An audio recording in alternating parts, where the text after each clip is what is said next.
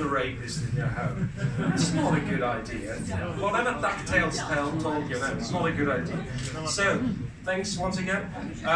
Yes, my name is Niels. Yes, I do have pets. Who else has pets? Yeah. Well, not yourself included. No. If you have a pet friend, that's a different thing. So, no.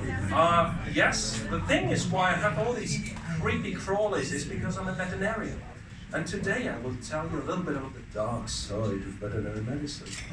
So, one thing first about veterinarians is, yeah, we do love animals, but we don't work for free. You wouldn't believe how often that happens. Yeah, because people come in like, can you do that for free? You love animals. No. Secondly, veterinarians are some of the, if you're dating a vet, those are some of the nicest, most compassionate, dedicated, smartest people. But be aware, especially the gentlemen. They will always go, when you're proudly presenting, we heard of her today, genital shaving, whatever, proudly present yourself, she or he will probably go, I've seen bigger in my line of work. Especially when you work with horses. And don't forget, dear gentlemen, that veterinarians are experts in cutting off balls. They are the ones, so if you sleep and you have been naughty, you should check your balls before you go to sleep. And last thing you should know about veterinarians is,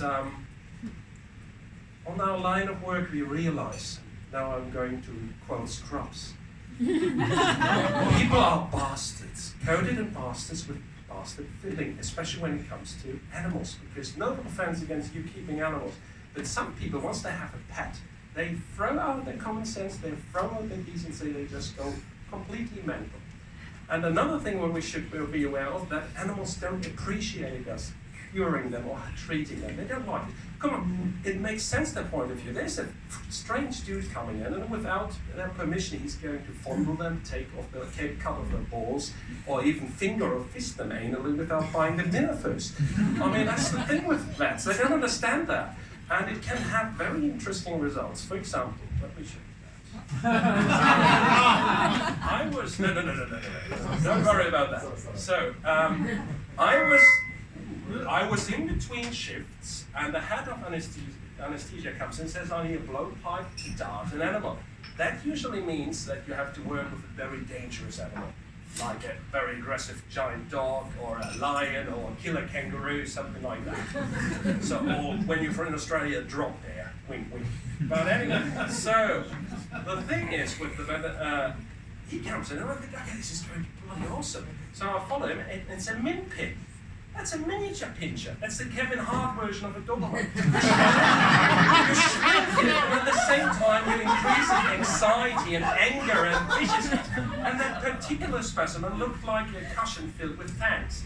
So I approached and said, hey, dude, how are you doing? So I did the next best thing, what I as a veterinary expert should do, and I went like, the power of Christ compels you. The power of Christ compels you. It was worth a shot. It was worth a shot. But it's even worse. Usually animals can't talk back. But it's really funny with parrots. It's kind of adorable, especially if you're working with an international crowd with multilingual parrots. So, for example, I had to put a cockatoo on for anesthesia, sedated, and he was like, fuck you, fuck you, fuck you, fuck you, fuck you, fuck you, Buddha, fuck you, fuck you. So that was kind of nice. But the worst thing actually are wild animals, in particular, in particular, great apes. You heard the saying, ape shit crazy, or he's losing his shit. That exactly is happening to you if you have to work with great apes like gorillas or chimps. They shit into their hands and then they throw it at you. You can try to dodge. You can do like Neo. Trinity. It doesn't work at all. They hit you. That's something you should be aware of. They look all nice, gorillas, and they look so cute. Yeah, they can be cute unless they hate you. And it's not so fun. Now that's the thing. But like I said, humans are worse. People call you in the middle of the night, and they ask about their dog's lipstick. And you say, what? Since when do dogs have lipstick? Well, it's on his belly. It's this red thing. the Americans narrate to Salzburg is the Red Rocket. So, and I'm like, I think that's his penis, isn't it? Oh yes, it is. So yes, so if you ever hear of a bulldog's lipstick, I'm not kidding you. You're standing there as a veterinarian and you have no clue whatsoever why the people are talking about lipsticks. Or you get these prank calls. You think they're prank calls, but they're serious calls. So they call you like this, like an old lady. Is this the avian reptile clinic? I say, yes, ma'am, it is. Do you have tits? Not really, no. Can you borrow me some tits? No, I'm not sure you're calling the right establishment. No, I want, I have some bird seeds left over from the winter and want to feed into some titmice. Ah, titmouse, the bird, the live bird. Yeah. We don't rent on our patients. Really? And if I give you €1 each? No, it doesn't work that way. And so yes, tits is one thing, red lipstick, you know that now, but sometimes human medicine crosses over to veterinary medicine. So I was a young lad, I was working in a horse clinic, and suddenly an ambulance stops by, and they carry out this, no fat shaming there, massively obese woman.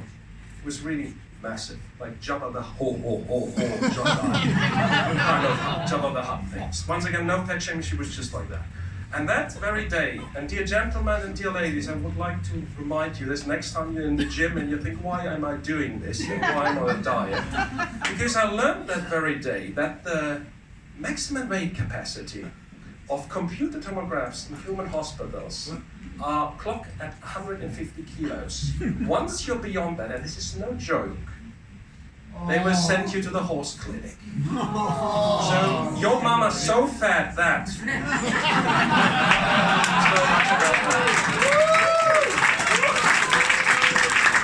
But it doesn't stop there. Wait, it doesn't stop there. Sometimes people love animals too much. So today we learned the phrase handy. So I had this couple they had this couple coming in with a very dominant, very aggressive little vestie, this Highland White Terriers, And this thing comes in and it's like, yo, hose, this is my new bitch. And we were like, why is he like that? Well, after a long talk, they kind of explained that whenever he gets antsy, they will give him a hand job, and it's handy to keep him calm. So that dog was used to have his personal bitches at home and demand. But it's even worse. So a colleague of mine is in the clinic late at night and a guy walks in without an animal. That's always a red flag. It's night.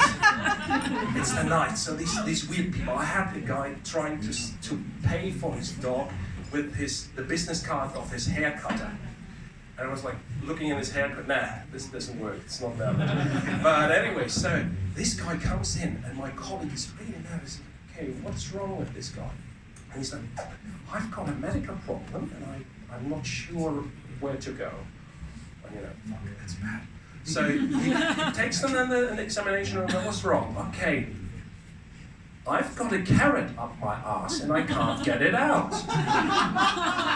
So my colleague is like, this is a joke, right? No, this is true. And I'm too afraid to go to the ER. And he's like, so what do you want me to do? And now my colleague starts to joke. He's like, do you want to go with me to the back and get some hamsters and some mice to insert them so that they eat you out? And this guy, I kid you not, says, oh, that is great! Splendid! Can you do that? No. Here's some lube for cats. Go out, never to see you again.